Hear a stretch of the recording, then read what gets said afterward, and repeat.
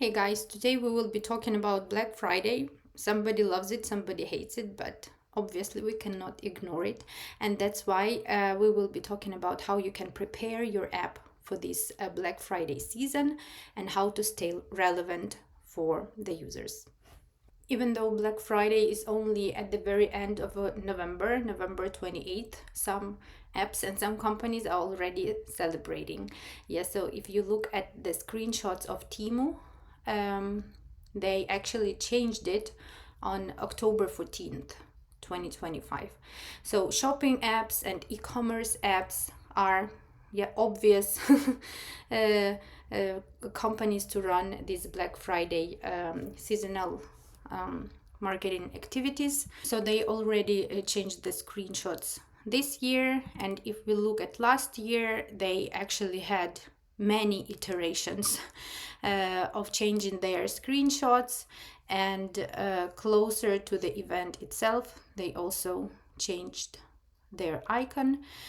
Changing the icon affects not only conversion to download from the App Store, but also your open rates on the of the app, because when a user sees that the icon changes on their device, they are curious to learn. The existing users are curious to learn what is changing. So this was an example by Temu, and another big player, Shane. Also examples from last year. They had several iterations when they changed their screenshots, not only once, but several times. This is an example by Puma. Also from last year, they communicated Black Friday and Cyber Monday deal. But of course, big shopping apps, e-commerce companies are not the only ones who benefit from Black Friday season. We are seeing apps that are running promo campaigns for Black Friday, Black Week, Black Month, etc. So you don't necessarily need to sell any goods yet to run Black Friday campaigns. And right now we will see which assets on the App Store you can work with, and also which what you can do with your product to stay relevant to your users within this Black Friday season. As usual, everything starts with the keywords, with our keyword metadata. On iOS, we work with 3 fields: title, subtitle, and a keyword field. On Google Play, we have a title, short description, and a full description. So if there are any relevant keywords to your app, you can integrate them in your metadata. And further in the video, we will discuss how to find those keywords with the help of the ASO tools. And then we have other assets on the app stores of our app, which can include your icon, your screenshots. If you don't want to change your icon and screenshots, you can also run in-app events, and I will show you examples. You already saw how icon and screenshots could be done. So I will show you different examples of in-app events from various apps. Now for Black Friday, it is important, if you are running discounts and deals or special offers, it is also very important to mirror whatever you're communicating in the App Store actually in your product.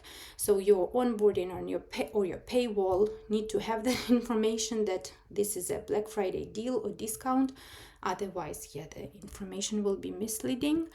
In the product, if you have again, if you are an e-commerce app, you will have products on sale that you are selling, and there are also 2 more App Store features that you can be using: App Store promo codes and App Store win-back offers. I will discuss them also a little bit later. So we start with the top, which is our keywords.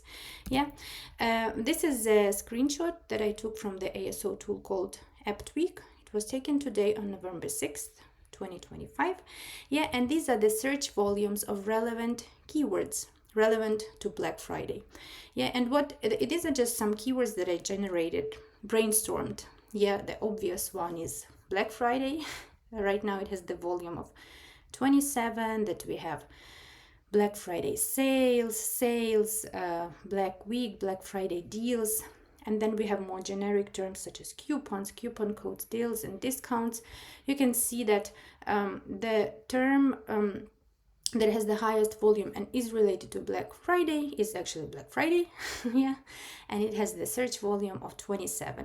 If you're curious what are the other ways to actually generate the list of keywords related to Black Friday, I can show you how you can do it with the help of AppTweak also. So when we have this keyword list over here, you have this light bulb button. Yeah, when you click on it, AppTweak will show you a list of Apple hints and suggestions or keywords that AppTweak thinks are semantically close to Black Friday. And if you see something relevant, for your app, here you can add those keywords to your list. Now here we don't see, of course, we don't see, unfortunately, the search volumes of these keywords, and just by looking at the search volume right now, we don't really understand how the keyword will progress. So that's why I checked the keyword volume history of the search term Black Friday, and I looked at what was the volume of the keyword Black Friday last year. This is a screenshot taken from the tool called AppFollow, also an ASO tool. And here you can see that the popularity of the search term started growing in September. Yeah, and it reached the volume of 45, 46 at the beginning of December, I would say, right? But here, this growth here indicates that we need to prepare our apps way before November. So if you want to communicate about Black Friday deals right now, you need to do it right now. Otherwise, it will be a little bit too late. So as I mentioned before, you already saw examples of icon and the screenshots, and I can show you how different apps communicate Black Friday deals with the help of in-app events. Well, an in-app event is a very easy, I would say, way to stay relevant to a current season. You don't need a new build, right? You just need to create the metadata, you need to create your creatives, get a deep link or a universal link, and start running your in-app event. And these apps are very, very different, yeah, and they the way you communicate your deals can also vary depending on your branding and the offer itself. But this is an example from an app called Remodel AI. They were running an in-app event under a tag of special event last year from November 24th to December 2nd. This is a language learning app. Yeah, they also say that you can save big and show this discount tag. And the in-app event was running actually for the whole month, yes, starting from November 13th to December 13th. Another language learning app called Mondly also had special Black Friday prices. This app is called Impulse Brain Training. Again, another example of how you communicate your discounts. 60% off Planta. They had a Black Week and offered a 30% discount.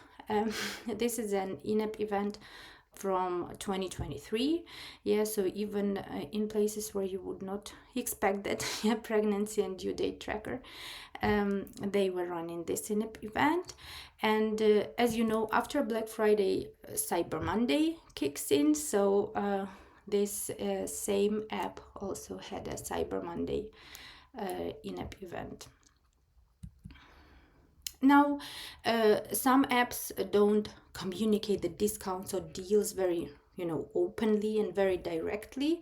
Yeah, they talk about it in more vague and generic terms, I would say. Here, an example from Blinkist. They are not showing aggressively any percentages of sales, but they say unlock your full potential, your brain deserves a treat this Friday. And in this way they communicate their offer. And this example is from Booking. Also, no mentioning of like discounts and percentages. More emotional, I would say, image. Yeah, talking to people's feelings and positive emotions. They do mention that it's time for Black Friday. Yeah, and but they are showing something else on their on their image. Now, as I mentioned before, whatever you are showing in your app stores should be mirrored in your product. So your paywall, your onboarding, or the product UI that you have should reflect those discounts. And another two things that I was talking about was offering promo codes or offer codes. Yeah, and if you don't know what that is, you can find that information in App Store. You can create these codes for in-app purchases as well as for subscription. There is a development effort required, and you can read through all the documentation here on the App Store Connect help. But what I wanted to mention is that besides giving these unique codes that only one person can use, there are custom codes that you can create, and it can have a unique name. Yeah, like here, these are the examples, and you can create this name by yourself. So this name could be Black Friday 2025 or something. And unlike one-time use codes, this custom code can be redeemed by multiple users, and you set the limit by yourself. And you can share these custom codes in your email marketing, if you do that, in your social media, by posting on Reddit communities, etc. So that's also another way to communicate that you have a discount running. The same thing goes for subscriptions here, right? And you can read about it over here. They also do custom codes for subscriptions. And another feature that Apple has is setting up win-back offers.